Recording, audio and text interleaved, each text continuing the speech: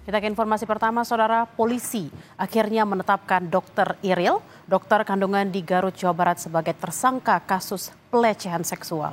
Kasus Dr. Iril menambah panjang pekerjaan rumah bagi Kementerian Kesehatan. Untuk saat ini diduga pelaku sudah ditetapkan sebagai tersangka. Saya konfirmasi, berarti pelaku yang berprofesi sebagai dokter kandungan ini sudah ditetapkan sebagai tersangka ya, Pak? Iya, betul.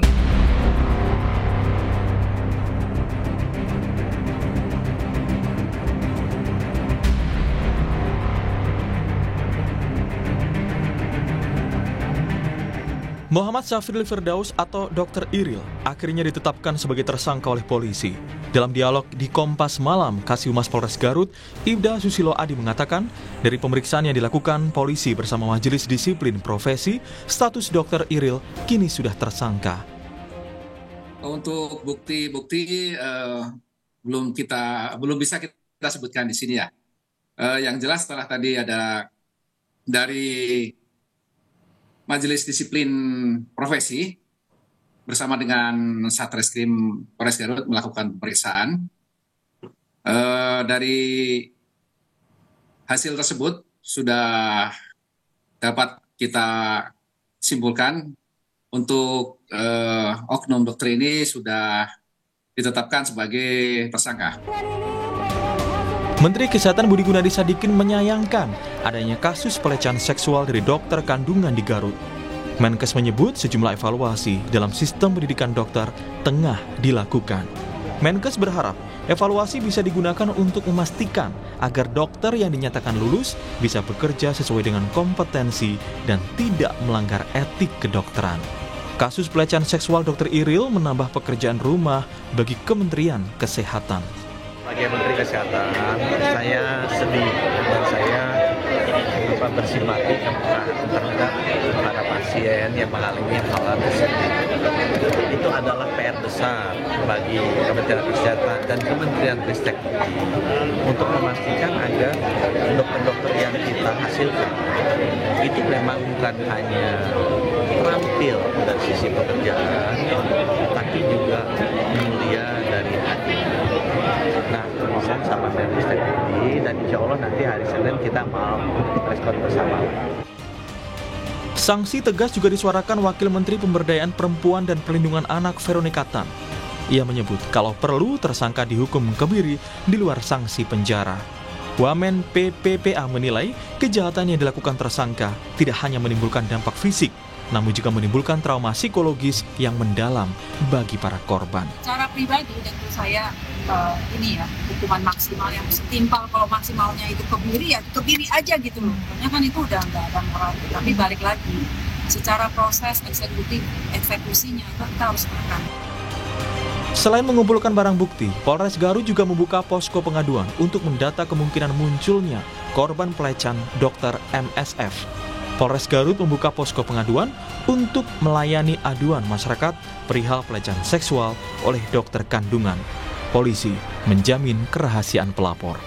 Tim Liputan Kompas TV. Informasi terkini kita langsung bergabung dengan jurnalis Kompas TV Vida Alatas dan juru kamera Reza Pratama di Garut, Jawa Barat. Selamat siang Vida, setelah ditetapkan sebagai tersangka, lalu bagaimana kelanjutan proses hukum Dr. Iril? Ya, Bella dan juga saudara, polisi masih terus mendalami terkait kasus pelecehan seksual atau kekerasan seksual yang dilakukan oleh Dr. Objin yang saat itu tengah bertugas di Kabupaten Garut. Yang menjadi fokus dari penyidik atau polisi saat ini adalah terkait jumlah korban yang mungkin muncul begitu ya dari kasus ini dengan tersangka yang sama begitu.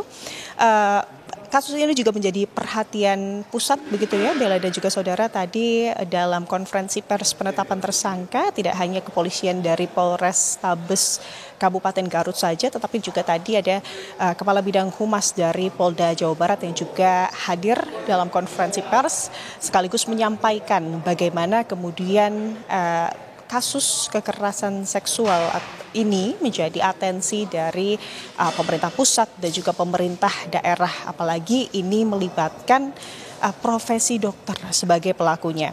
Tadi yang dijelaskan dalam konferensi pers penetapan tersangka ini adalah bagaimana kemudian pelapor dari kasus pelecehan atau kekerasan seksual ini merupakan korban atau terduga korban yang berbeda dari korban yang selama ini viral di media sosial. Jadi ini merupakan pelapor yang lain, berusia 24 tahun begitu ya Bella dan juga saudara, dengan modus yang berbeda. Kalau yang selama ini banyak dilihat di media sosial, ini adalah bagaimana modus dari tersangka ini adalah di ruang klinik begitu Bella dan juga saudara, dan juga melakukan aksi bejatnya dalam konsultasi objit.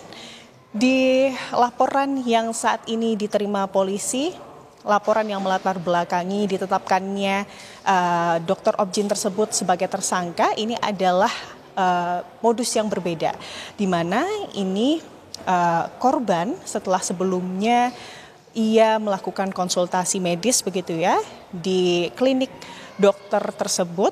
Setelah melakukan konsultasi medis, dalam prosesnya begitu ya, dokter tersebut atau tersangka ini menawarkan untuk kemudian memberikan penanganan medis lebih lanjut dengan cara datang ke rumah korban begitu. Dan 3 hari selang dari penanganan medis yang dilakukan, dari tersangka ini kemudian melakukan penanganan medis kembali dengan cara datang ke kediaman orang tua dari korban untuk kemudian melakukan penyuntikan vaksin terhadap korban.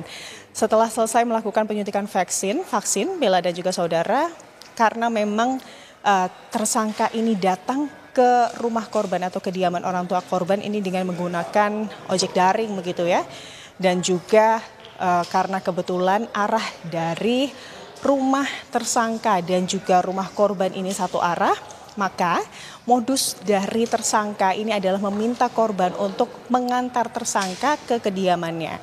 Setelah korban mengantar tersangka ke kediamannya, dalam hal ini adalah kos-kosan dari tersangka begitu ya Bella dan juga saudara, saat kemudian korban ini ingin membayarkan sejumlah uang dari tindakan medis yang telah dilakukan oleh tersangka ini menolak dari korban untuk kemudian membayarkan sejumlah uang tersebut atau biaya penanganan medis di luar kos-kosannya dengan alasan malu jika kemudian dilihat oleh orang.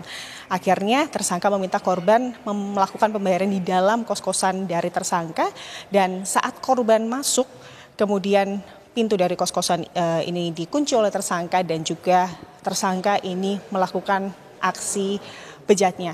Kejadian tersebut Bella dan juga saudara ini terjadi pada bulan Maret, tepatnya tanggal 24 Maret 2025, dan korban dalam hal ini pelapor ini kemudian melakukan pelaporan ke pihak kepolisian dari Polrestabes Kabupaten Garut di tanggal 15 April 2025. Ada 10 saksi begitu ya dari kasus ini yang sudah diperiksa oleh pihak kepolisian. Di antaranya ini adalah keluarga korban, lalu juga orang tua dari korban, dalam hal ini ibunya, dan juga ada saksi lain yang juga menjadi terduga korban, yakni saksi tersebut adalah terduga korban yang selama ini videonya viral di media sosial. Namun memang Bella dan juga saudara, saksi korban tersebut, saksi terduga korban tersebut hingga saat ini masih belum atau masih enggan untuk kemudian melaporkan kasus yang ia alami dengan tersangka yang sama ke kepolisian dengan alasan privasi begitu ya. Dan inilah yang kemudian menjadi hal yang digarisbawahi oleh penyidik dan juga kepolisian terkait mendorong korban atau siapapun masyarakat yang merasa menjadi korban dari tersangka yang sama, karena memang ini sudah berpraktek di Garut begitu selama kurang lebih 2 tahun sejak tahun 2023, untuk kemudian melapor. Apa kemudian hal baik begitu ya yang bisa didapatkan jika jika masyarakat yang merasa menjadi korban dari tersangka ini melaporkan kepada kepolisian secara hukum gitu ya.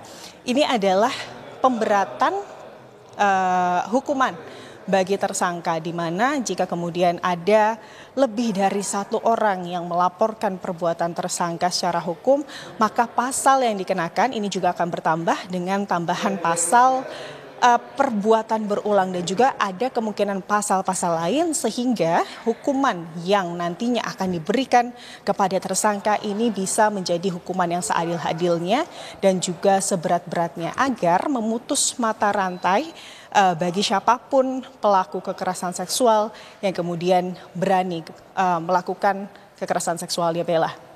Baik, terima kasih atas laporan Anda. Kita akan nantikan bersama seperti apa informasi terkininya terkait dengan kasus Dr. Iril ini. Terima kasih laporan Anda, jurnalis Kompas TV Vida Alatas dan juru kamera Reza Pratama langsung dari Garut, Jawa Barat.